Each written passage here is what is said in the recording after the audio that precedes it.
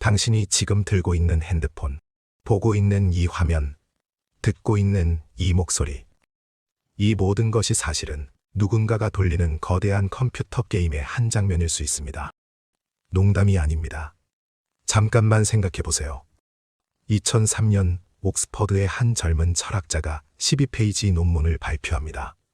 학술지는 필로소피컬 쿼털리 53권 211호. 제목은 짧고 차가웠어요. 당신은 컴퓨터 시뮬레이션 속에 살고 있는가? 저자의 이름은 닉 보스트롬. 당시 30세였습니다. 막 옥스퍼드 인류미래연구소를 세우려던 사람이었습니다. 22년이 지난 지금, 일론 머스크는 우리가 진짜일 확률이 수십억 분의 1이라고 말했습니다. 천체물리학자 닐 디그레스 타이스는 50대 50이라고 했고요. 지난 단서에서 우리는 우주가 정보로 새겨진 한 장의 홀로그램일 가능성을 봤습니다. 그렇다면 그 정보를 돌리는 누군가가 있다고 해도 황당한 이야기일까요? 이번 단서. 당신의 우주가 누군가의 게임 화면일 가능성이 얼마나 될까요? 지난 단서를 잠깐 떠올려 볼게요. 호킹이 27년을 버티다 항복한 그날. 말다세나의 한 줄짜리 방정식. 우주의 모든 정보가 2차원 경계면에 새겨져 있을지도 모른다는 결론. 그런데 정보라는 건 결국 어딘가에서 처리되어야 합니다. 어떤 매체 위에서 흘러야 하죠. 종이든 회로든 양자 상태든 그 정보를 돌리는 시스템이 있다면, 그 시스템을 만든 누군가가 있다면 우리는 그 안의 캐릭터일 가능성이 정말 없을까요? 호킹은 답을 못하고 떠났습니다. 하지만 한 사람이 그 자리를 이어받았어요. 옥스퍼드의 27세 청년 철학자였습니다. 보스트롬보다 15년 먼저 이 가설을 던진 사람을 짚고 가야 합니다. 1988년 카네기 멜런 대학의 로봇 공학자 한스 모라백이 책을 냅니다. 마음의 아이들. 우리가 만든 정신의 자식들이라는 뜻이죠. 그 책 안에 이런 문장이 있어요. 미래의 인류는 자신들의 조상이 어떻게 살았는지 궁금해할 것이다. 그래서 그들은 조상의 의식을 컴퓨터 안에서 다시 살려낼 것이다. 조상 시뮬레이션이라는 단어가 처음 세상에 나온 순간이었습니다. 당신과 나의 의식이 미래 후손의 호기심을 풀기 위한 실험일 수 있다는 뜻입니다. 당시엔 아무도 진지하게 듣지 않았어요. SF 작가의 망상 정도로 흘려보냈죠. 15년의 침묵이 흐르고 옥스퍼드의 청년이 학술 논문으로 다듬어 다시 내놓습니다. 보스트롬의 2003년 논문은 잔인할 정도로 단순했습니다. 세 개의 명제가 전부였어요. 첫째, 인류 문명은 탈인간 단계에 도달하기 전에 멸종한다. 둘째, 그 단계에 도달한 문명도 조상을 시뮬레이션할 마음이 없다. 셋째, 우리는 거의 확실히 누군가가 돌리는 시뮬레이션 안에 살고 있다. 세 명제 중 적어도 하나는 반드시 참이다. 이것이 트릴레마의 핵심입니다. 논리는 이렇습니다. 미래 인류가 의식 있는 존재를 시뮬레이션할 수 있고, 실제로 수십억 개의 시뮬레이션을 돌린다면 진짜 인류 한 명당 시뮬레이션 인류 수십억 명이 존재하게 됩니다. 통계적으로 당신이 진짜일 확률은 수십억 분의 1로 떨어지죠. 우리가 진짜이려면 첫째나 둘째 중 하나가 참이어야 합니다. 인류가 그 단계에 못 가거나 가더라도 시뮬레이션을 안 돌리거나 첫 번째가 참이라면 인류의 미래는 머지않아 끝난다는 뜻이에요. 두 번째가 참이라면 미래 인류 70억 명 중 단 한 명도 호기심을 안 가진다는 겁니다. 남는 건 세 번째입니다. 우리는 시뮬레이션 안에 산다. 세 번째가 참이라면 당신이 마시는 커피 향까지 모두 픽셀이라는 뜻이죠. 손끝의 온도, 사랑하는 사람의 미소까지 모두 화면이 픽셀이 됩니다. 어떤 명제가 옳든 결론은 우리에게 불편합니다. 여기서 잠깐 숨을 고르고 일상의 풍경 하나를 떠올려 볼게요.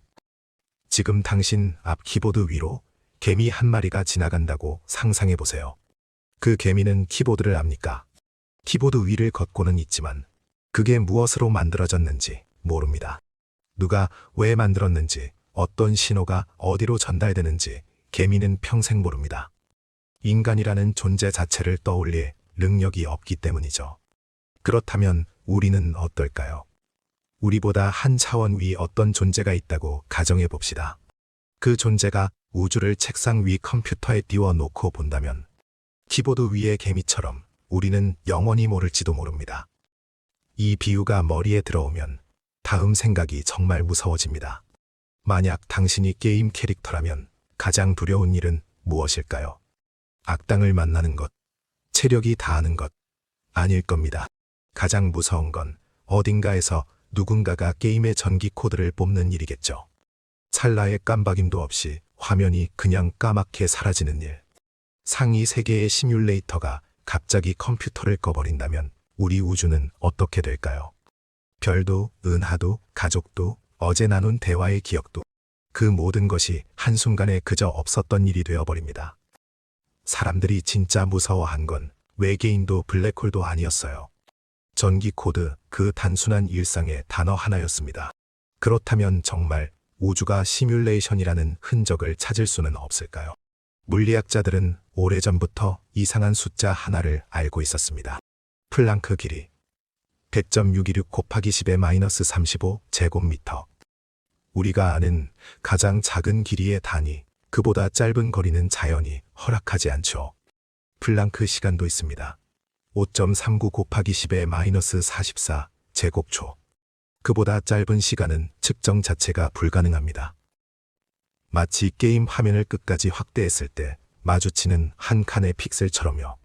자연이 어딘가에서 이렇게 말하는 것 같지 않나요? 여기까지가 내 해상도라고요. 2012년에는 더 흥미로운 시도가 있었습니다.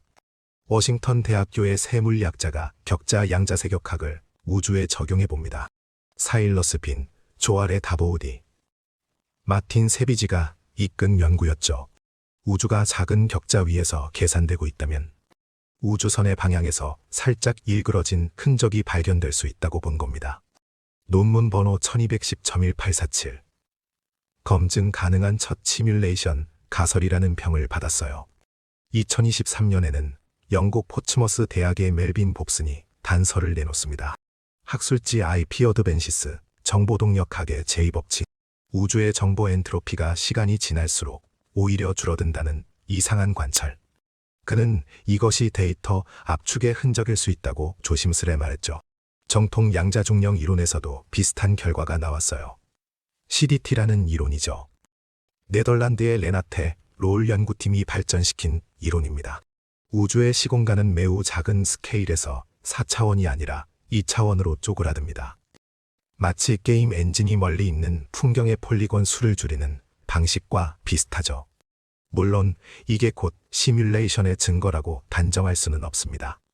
하지만 한 가지는 분명합니다. 우주는 침묵 속에서 자꾸 단서를 흘리고 있다는 것이요. 대중의 머릿속에 시뮬레이션, 가설을 박은 사람은 일론 머스크입니다. 2016년 6월 캘리포니아 코드 컨퍼런스 무대 위에서 머스크가 말합니다.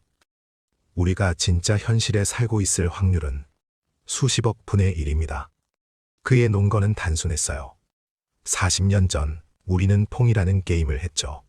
지금 우리는 사실과 구별이 안 가는 3차원 가상현실을 만듭니다.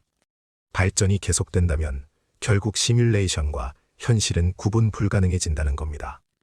그 한마디로 시뮬레이션 가설은 학술 변두리에서 대중 한복판으로 옮겨왔어요. 하지만 그 숫자는 머스크가 직접 계산한 게 아니었습니다. 보스트롬 논문을 자기식으로 바꿔 말한 수사학적 표현이었어요. 그리고 그때부터 학자들의 칼이 보스트롬의 목을 향해 다가오기 시작합니다. 가장 날카로운 칼은 독일의 이론물리학자 사빈 호센펠더였어요. 그녀는 2021년 자신의 블로그 백리액션에 단 한 줄로 정리했습니다. 시뮬레이션 가설은 과학이 아닙니다. 믿는 일은 신을 믿는 일과 다르지 않아요. 시뮬레이션이 검증할 흔적을 남긴다면 그 시뮬레이션은 충분히 정교하지 않은 것이다. 충분히 정교한 시뮬레이션은 흔적을 남기지 않는다. 따라서 가설은 원리적으로 검증 불가능하다. 거울 속에 거울을 비춘 것처럼 끝없이 이어지는 무한 후퇴. 하버드의 입자물리학자 리사 랜덜은 더 간결했어요. 우리를 시뮬레이션할 만큼 똑똑한 존재가 우리를 만들었을 거란 발상. 그 발상 자체가 오만하고 우스꽝스럽다고요. 2004년 노벨 물리학상 수상자 프랭크 윌체. 그는 한 줄로 모든 논쟁을 정리해버립니다. 좋다. 그 컴퓨터는 무엇으로 만들어졌는가? 시뮬레이션을 돌리는 그 상위 우주의 물리 법칙은 누가 정했느냐는 거죠. 결국 무한 후퇴라는 겁니다. 그리고 2025년 10월 시뮬레이션 가설에 가장 강력한 반박이 등장합니다. 캐나다 브리티시 컬럼비아 대학교 오카나간 캠퍼스의 미르 파이잘. 그가 이끈 연구팀이 저널 오브 홀로그래피 어플리케이션스인 피직스에 논문을 발표합니다. 결론은 무거웠어요. 양자 중력의 가장 깊은 층위는 비알고리즘적이다. 어떤 컴퓨터로도 계산해낼 수 없는 수학적 구조라는 뜻입니다. 그러므로 어떤 컴퓨터로도 우주 전체는 시뮬레이션할 수 없다. 이들은 1931년 쿠르트 괴델의 불완전성 정리를 양자 중력에 응용했습니다. 모든 시뮬레이션은 알고리즘적이다. 그러나 현실은 비알고리즘적 이해를 요구한다. 정확히 말하면 학계 합의가 아니라 한 그룹의 수학적 논증입니다. 가설을 변호해 온 사람들에게 그 논문은 가을 저녁의 차가운 바람 같았어요.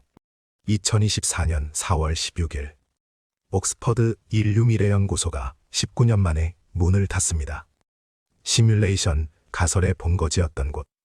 보스트롬이 27세에 직접 세웠던 그 연구소가 사라진 거예요. 보스트롬은 사임했고요. 그가 남긴 마지막 말은 짧았어요. 우리는 우리의 시간을 다 썼습니다. 그런데 이 모든 논쟁에 한 사람이 조용히 끼어듭니다. 영국의 수학자이자 물리학자 로저 펠로즈.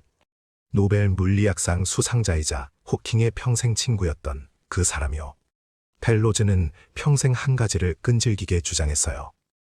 인간의 의식은 시뮬레이션 될 수 없다. 그는 의식이 신경세포 안미세소관에서 양자역학적으로 일어난다고 봤습니다. 마취과 의사 스튜어트 해머로프와 함께 발전시킨 조화객관 환원 이론.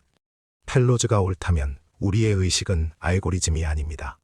사랑하는 사람의 이름을 떠올릴 때 가슴 한쪽이 따뜻해지는 그 감각. 그건 어떤 코드로도 똑같이 재현될 수 없다는 거예요. 우리의 의식만은 그 화면을 뚫고 진짜에 닿아 있는 셈입니다. 시뮬레이션 가설 앞에서 인간이 지킬 수 있는 마지막 보루인지도 모릅니다. 당신이 사랑하는 사람의 미소가 코드일까요? 당신의 죽음이 어느 게임의 종료 화면일까요? 어쩌면 답은 영원히 모를지도 모릅니다. 다음 단서, 우주의 단서 10번째 이야기. 지구는 왜 이렇게 완벽한 우연일까? 다음 영상에서 만나요.